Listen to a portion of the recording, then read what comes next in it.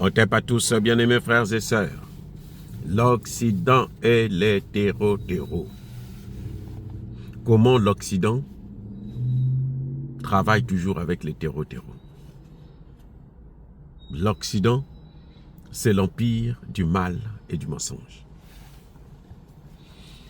Quand les terreaux ont pris le pouvoir en Syrie, un homme qui était recherché par l'armée américaine, qui avait mis sa tête à prix à hauteur de 10 millions de dollars, quand il prend le pouvoir, pour prendre le pouvoir, il a eu le soutien de l'OTAN. À commencer par la Syrie, qui a donné armes et hommes pour mener cette opération. Même s'ils n'ont pas combattu, parce que l'armée syrienne était complice, elle s'était donnée, elle a été corrompue, et puis bon, ils ont travaillé pour faire tomber Bachar al-Assad. En tout cas, il faut reconnaître que ces gens-là sont rentrés en Syrie avec le service, l'appui, l'aide, l'assistance du renseignement israélien. Israël a aidé ces gens-là pour rentrer, pour faire partir Bachar al-Assad. Eh oui. C'est normal que Israël puisse prendre maintenant le plateau du Golan et une partie de la Syrie. Ah bah, écoutez, vous êtes venus avec eux. Eux, ils vous ont aidé. Maintenant, ils doivent reprendre le retour à l'ascenseur. Ils doivent prendre une partie du territoire. C'est ce que les Américains ont fait entre Kabila et Kagame. Kagame l'a amené au pouvoir. Maintenant, il prend sa part de gâteau. C'est parce que Kagame est trop gourmand que, bon, ben, ça tourne maintenant mal et ça tourne contre lui-même. Bref. Israël a donné le renseignement. 2. Les Américains, là où il y a Israël, il y a des Américains qui sont là, qui agissent. Les Américains ont reconnu que comment vous l'appelez, le patron, l'homme fort d'Israël, ce n'est pas un terreau, mais c'est un rebelle modéré. On l'a fait passer sur CNN et autres. Emmanuel Macron critique le pouvoir de Bachar al-Assad. Il dit le pouvoir de barbare est tombé. Celui qui est venu là, c'est un pouvoir démocratique. C'est un pouvoir de modèle occidental. C'est un vrai pouvoir. C'est arrivé là. Ah oui. C'est-à-dire que c'est incroyable comment ces gens-là, ils nous manipulent, ils jouent avec nous. Les Émirats Arabes Unis, l'Arabie Saoudite, le Qatar, ont tous soutenu ce monsieur-là. Ont soutenu le HTS avec à sa tête Djalani. Ce Djalani-là n'est pas venu seul. C'est pour ça qu'il n'y a pas eu... En fait, il a fait un coup d'État international, où toutes les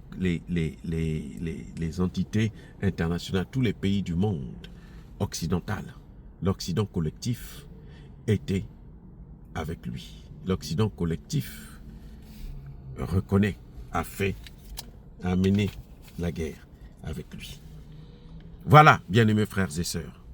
Ce n'est pas quelque chose où une intervention seule, spéciale, particulière. Non, c'est une intervention qui a été liée, soutenue par l'Occident. Maintenant, l'Occident doit reprendre, collecter aussi ses bénéfices. Ils ne le font pas en politique, il n'y a rien de gratuit. Ils ne le font pas pour rien. Le premier bénéfice, c'est le contrôle de la Syrie, du pétrole syrien, par les États-Unis. Et Israël doit prendre des terres du côté de la Syrie. Ah oui. La Syrie, ils ont aidé ces rebelles-là à prendre le pouvoir. Maintenant, il faudrait qu'ils puissent avoir le retour de l'ascenseur, c'est d'avoir des territoires. Et puis les autres vont contrôler le pétrole.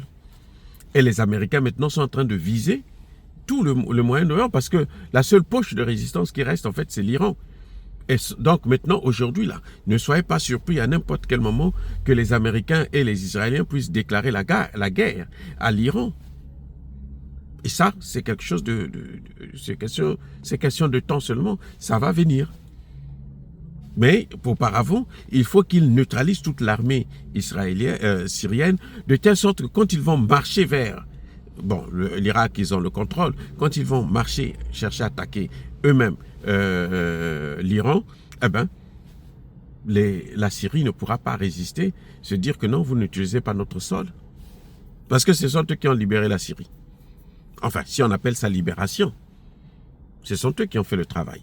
Donc, ils doivent avoir récolté les bénéfices.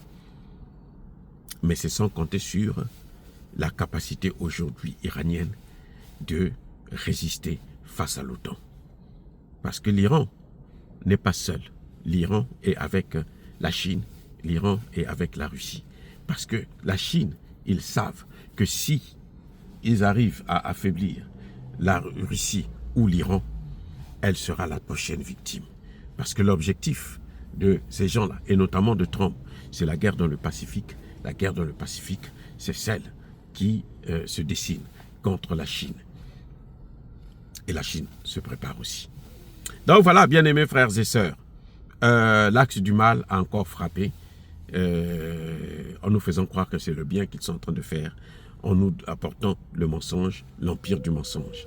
Soyez bénis, abondamment bénis par le Dieu de Kémit et par nos ancêtres angélisés, mais que tous ceux qui persécutent le continent africain, le pillent et le déstabilisent, qu'ils soient noirs, blancs, chinois, arabes, juifs, indiens ou qui qu'ils soient punis, maudits, foudroyés, neutralisés, écrasés, effacés par le Dieu de Kémit et par nos ancêtres angélisés. Vive l'Afrique éternelle, j'ai dit et j'assume.